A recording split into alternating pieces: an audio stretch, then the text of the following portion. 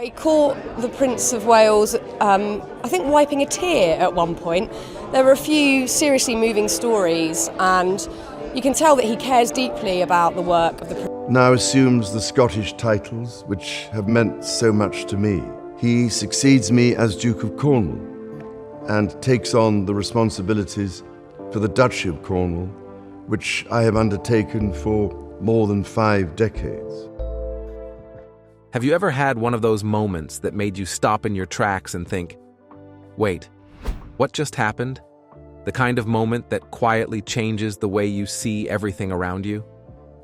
Maybe it was something small, a random conversation, or a feeling you couldn't quite explain, but somehow it stuck with you. In today's video, we're diving into that exact kind of experience, the ones that shift your perspective without warning. We're keeping it real, digging a little deeper, and talking about the things most people overlook. You might find yourself nodding along, or maybe questioning everything you thought you knew. Trust me, by the end of this video, you might start seeing the world in a whole new light. So before you scroll away, take a moment and ask yourself, are you ready to see things from a different point of view? Curious? Excited? Maybe even a little nervous? If so, let's get started. The night the crown fell silent. It was one of those nights when silence feels heavier than sound. No trumpets, no announcements, no royal pageantry, just stillness. That was the first sign that something wasn't right inside Buckingham Palace on the evening of October 7th, 2025. At exactly 7 p.m., the palace gates closed, the royal flag was lowered halfway, and the oldest monarchy in the world seemed to stop breathing. Reporters gathered outside began whispering. The king hadn't been seen all day. Courtiers avoided questions, and even the guards, who usually stood motionless in their red uniforms, looked uneasy. Then, deep inside the palace, lights flickered in the blue drawing room, a room reserved only for moments of great importance, funerals, royal farewells, and confessions that would never reach the public. Inside stood King Charles III, alone. No crown, no royal robes, only a plain black suit and a folded letter in his hand. His reflection shimmered in the tall glass doors behind him, like a man caught between duty and despair. Outside that room, his aides waited silently. No one knew whether they were about to witness a royal speech or a royal breakdown. When Charles finally spoke, his voice was quiet, but the words carried centuries of weight. "There comes a time," he said, "when a king must admit he is no longer the man his country needs." The room froze. This wasn't a speech written by advisors or rehearsed in front of cameras. It was raw and unguarded. His voice trembled, and for the first time in living memory, a British monarch wiped tears from his eyes in front of the world. No one knew what had pushed him to this moment. Pressure, betrayal, illness, or something hidden within the palace walls. But one thing was clear. This was not politics. This was confession. And before the night ended, those words would set off the greatest crisis the modern monarchy had ever faced. Stay with me, because what was said behind those locked palace doors at 7 p.m. changed royal history forever. But first, tell me, where in the world are you watching from tonight? London, New York, Sydney, or somewhere far beyond the reach of the crown? The letter that broke the silence. Hours before the king's emotional address, cracks had already begun forming inside Buckingham Palace. It started quietly, not with an argument or scandal, but with a single envelope. A thick, cream-colored file sealed with the Royal Archive insignia arrived at the palace at 2:47 p.m., marked "For His Majesty's eyes only." No one but the courier knew where it came from. It was delivered directly to the king's private secretary, who hesitated before handing it over. When Charles opened the file, he found a series of memos referencing an internal audit of royal assets. Something routine, or so it seemed. But the final page stopped him cold. It carried a signature he hadn't seen in years, Elizabeth R. It wasn't forged. It was his mother's real handwriting. Attached was a short handwritten note dated 2019, addressed to him personally. It spoke of something called the Contingency Collection, a hidden assortment of royal items, letters, heirlooms, and personal relics, stored beyond the state's reach. The documents listed correspondence between Queen Elizabeth and foreign leaders, a few private family artifacts that were never catalogued, and one final reference redacted under a black strip labeled Crown Matter, Confidential. That single redaction changed everything. Charles had spent his entire life living under his mother's shadow. Our late sovereign, my beloved mother, the Queen, meant to us all. As Shakespeare says of the earlier Queen Elizabeth, she was a pattern to all princes living. Inheriting her throne, her expectations, and her silence. Yet this letter suggested she had kept secrets even from him. When he summoned his private advisor, the man could give only one explanation. The file had been discovered accidentally, unearthed during renovations at the Palace of Holyrood House in Edinburgh. Archivists assumed it was a routine find. It wasn't. For nearly 2 hours, Charles sat alone in his study, the letter open before him. He reread his mother's note over and over, trying to understand what she meant. One line haunted him most. The truth, when buried too long, becomes inheritance. At 5:20 p.m., he requested an immediate briefing from the head of royal security. Within an hour, classified reports arrived confirming that certain valuable heirlooms and letters had indeed been removed from the royal collection decades earlier.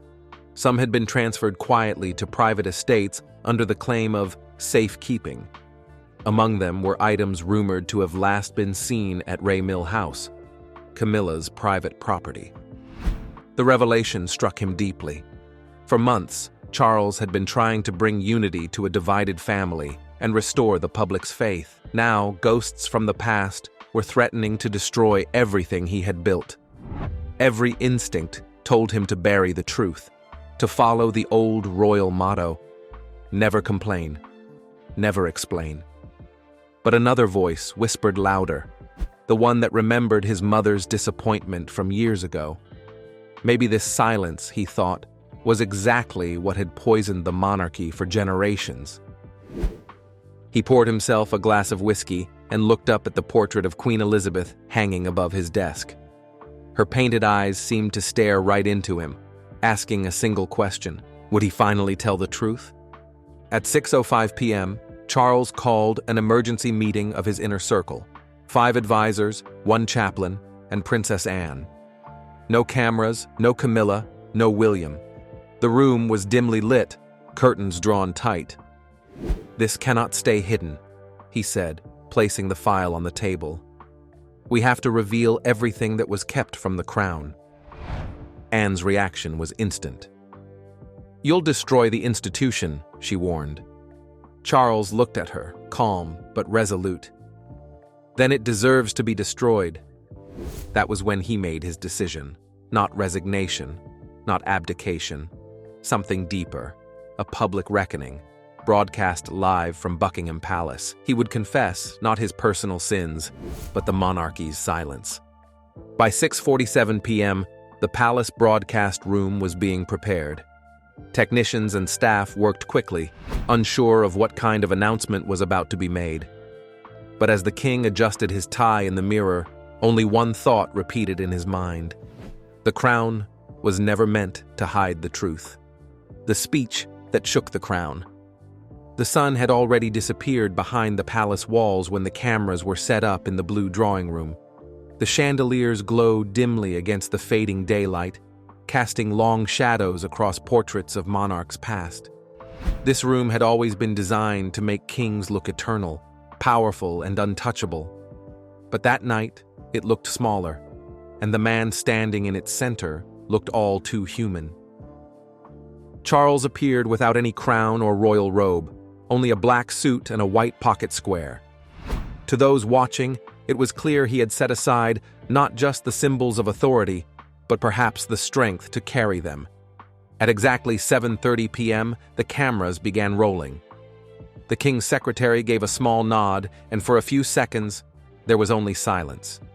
Even the ticking of the old clock seemed louder than usual. Then Charles began to speak, his voice low and fragile.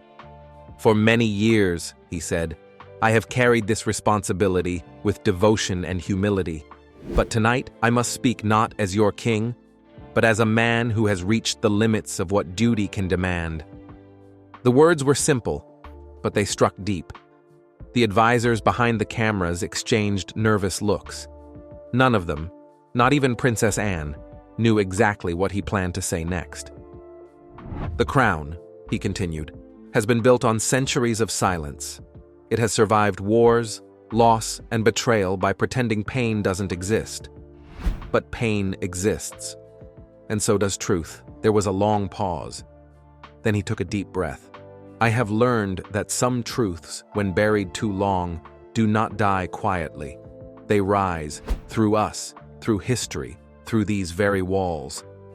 I cannot continue to serve while that silence remains." Those words, "cannot continue," struck like thunder. In the press room, journalists gasped. Outside, the crowd murmured in disbelief. Across Britain, living rooms fell quiet as the BBC headline appeared. Breaking. King Charles addresses the nation. Charles looked directly into the camera, his eyes wet but steady. "This is not a moment of shame," he said. "It is a moment of reckoning. The monarchy must no longer be a shield for secrets. And if stepping aside is what it takes to rebuild trust, then I do so willingly, with love, not resentment." There it was, the unthinkable phrase, "step aside."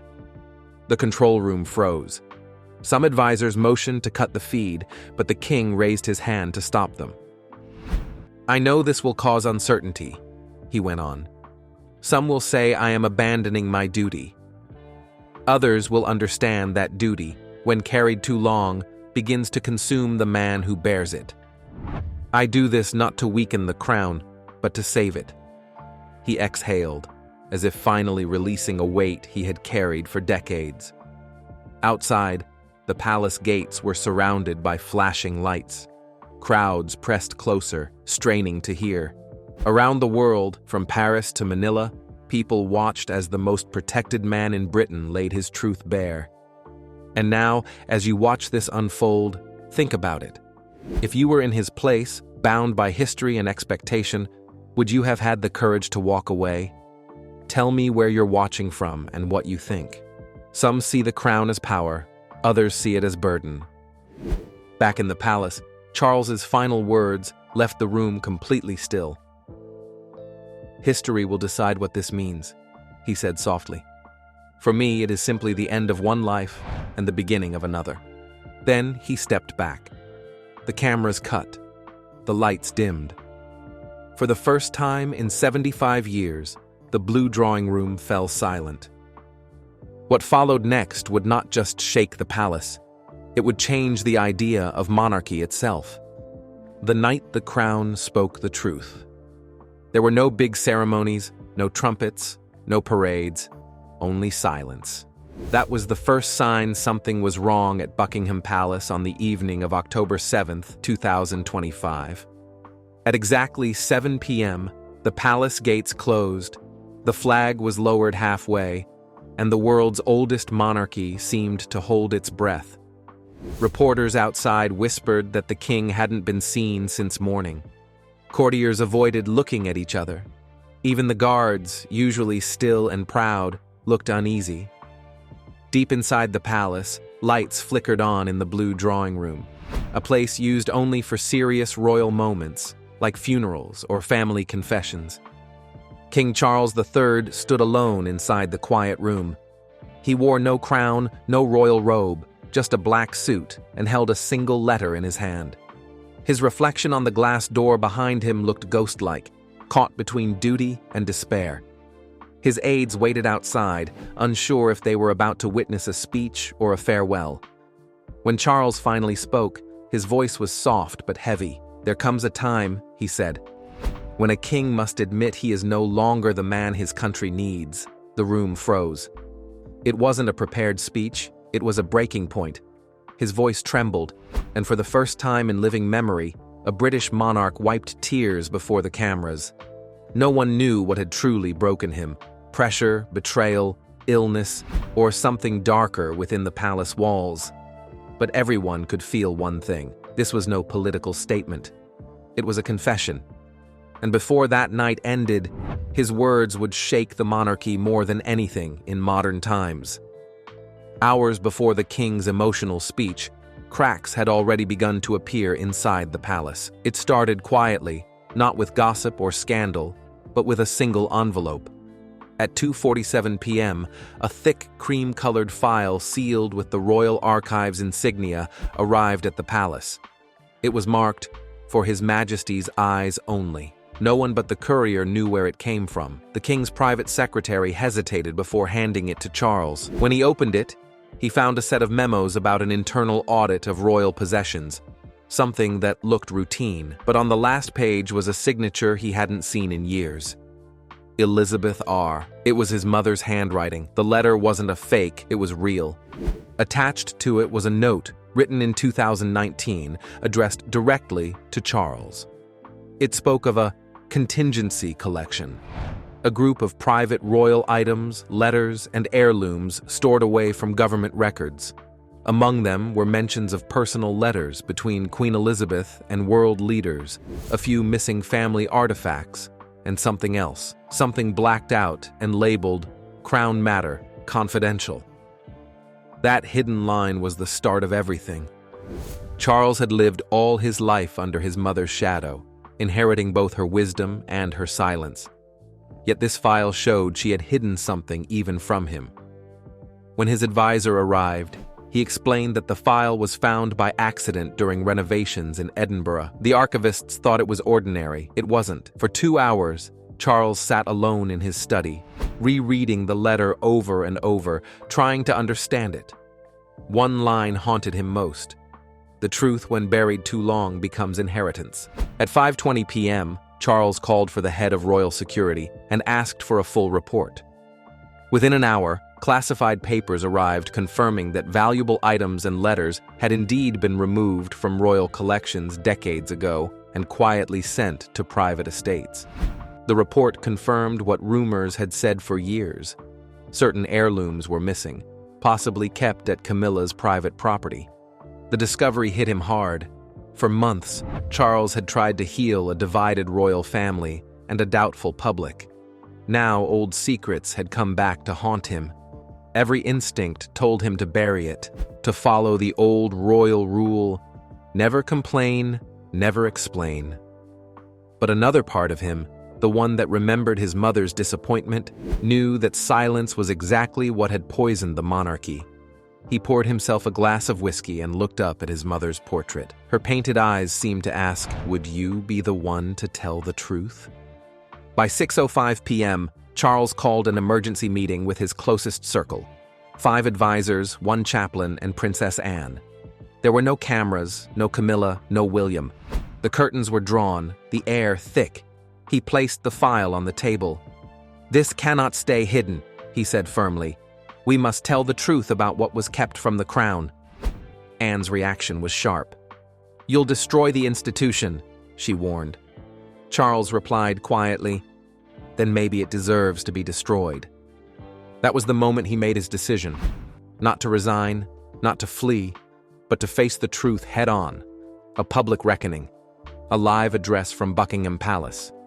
He wouldn't confess personal sins, but the sins of secrecy that had shadowed the monarchy for generations. By 6:47 p.m., the broadcast room was being prepared.